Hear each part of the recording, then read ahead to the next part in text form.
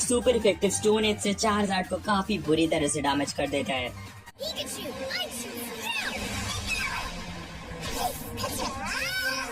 टायरानोटार इस epic battle की शुरुआत डार्क पल्स अटैक से करता है जिसे पिकाचू डॉज कर लेता है। पिकाचू टायरानोटार के पीछे से थंडरबोल्ट की हेल्प से एक और काफी स्ट्रॉन्ग स्ट्राइक मारता है। Without a break Pikachu use करता है इलेक्ट्रो बॉल का जिसे टायरानोटार स्टोन एज से रोक देता है एंड फिर उसी स्टोन एज को तोड़ के पिकाचू पे रॉक से अटैक करता है। पिकाचू आयरन टेल से उस सबको काउंटर कर लेता है एंड एक और आयरन टेल से टायरानोटार को हिट करने का ट्राई करता है बट टायरानोटार बाइट से उसको पीछे फेंक देता है। पिकाचू उसके बाद भी हवा से ही इलेक्ट्रो वेब का यूज करता है जो इतना ज्यादा स्ट्रॉन्ग था कि टायरानोटार फेंट हो जाता है।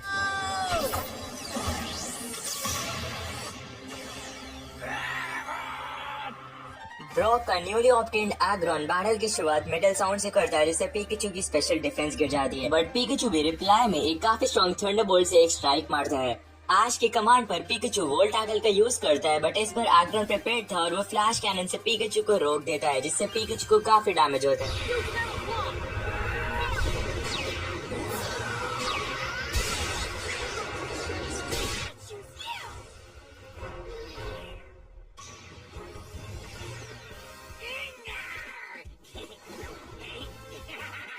Without wasting any time Aggron Gengar को एक आयरन हिट से हिट कर देता है। आज जानता था कि एग्रॉन की हेल्थ कम करना काफी मुश्किल है एंड इसीलिए वो गेंगार को विलो विस्प यूज करने को कहता है ताकि एग्रॉन को बर्न लग जाए एंड ऐसा ही होता है। एग्रॉन को बर्न से काफी डैमेज लगने लगता है।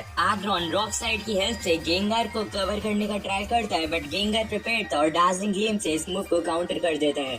इससे पहले कि एग्रॉन अर्थक्वेक से गेंगार को डिफीट कर पाता उसे बर्न का डैमेज लग जाता है जिससे वो तुरंत फेंट हो जाता है। आज की स्टार्टिंग से यही स्ट्रेटेजी थी जो अब काम कर सकती। अब तुम्हें मैं एक पुराने गेस्ट से मिलवाने वाला हूँ।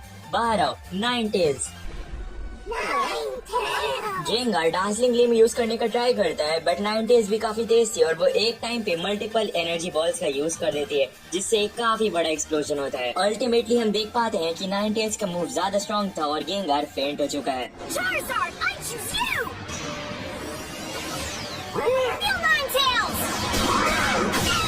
अटैक से हिट करता है एंड फिर एक फ्लेम थ्रोवर का भी यूज करता है जिसे नाइनटेल्स डॉज कर लेती है। इसके बाद चारजार्ड ड्रैगन टेल का यूज करता है बट इस बार नाइनटेल्स डबल टीम का यूज करती है एंड अब चारजार्ड कंफ्यूज हो चुका था। चारजार्ड के कंफ्यूजन का फायदा उठाते हुए नाइनटेल्स एनर्जी बॉल का यूज कर दिया जिससे चारजार्ड को मैसिव डैमेज हो जाता है।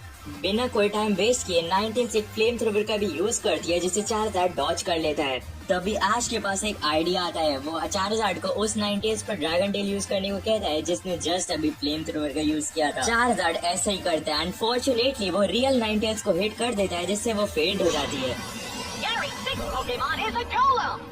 चारजार्ड गोलम पर साइस्मिक टॉस यूज करने का ट्राई करता है बट गोलम की वेट की वजह से ऐसा नहीं कर पाता। गोलम नीचे आते ही अर्थक्वेक से एक स्ट्राइक मार देता है। ऐश एक स्ट्रैटेजी सोचता है और चारजार्ड को फायर स्पिन से गोलम को कवर करने को कहता है।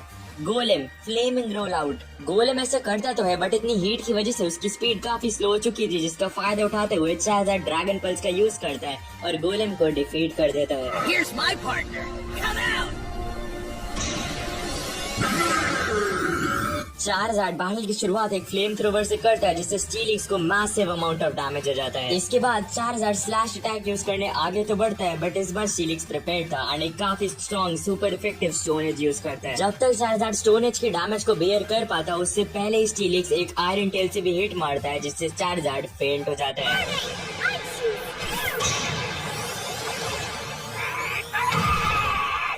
जस्ट लाइक चारजार्ड इन्फिनी भी बैटल की शुरुआत सुपर इफेक्टिव फ्लेम थ्रोवर से करता है जिससे स्टीलिक्स काफी डैमेज ले लेता है। Mega evolution.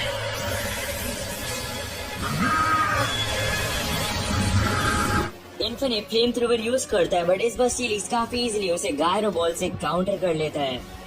Without a break इन्फिनी पे काफी स्ट्रॉन्ग फ्लेम व्हील से एक और स्ट्राइक मारता है जो स्टीलिक्स पर एक डायरेक्ट हिट होती है। स्टीलिक्स इन्फिनी को आयरन टेल से नीचे फेंक देता है। ऐश के कमांड पर इन्फिनी नीचे गिरते हुए टिक का यूज करता है बट ये ऐश की सबसे बड़ी गलती बन जाती है क्योंकि स्टीलिक्स जमीन पर काफी स्ट्रॉन्ग आयरन टेल का यूज कर देता है एंड अनफॉर्चुनेटली इन्फिनी जमीन के अंदर से बाहर आके काफी डैमेज ले लेता है एंड जब सबको लगा था कि इन्फिनी अब हार चुका है तभी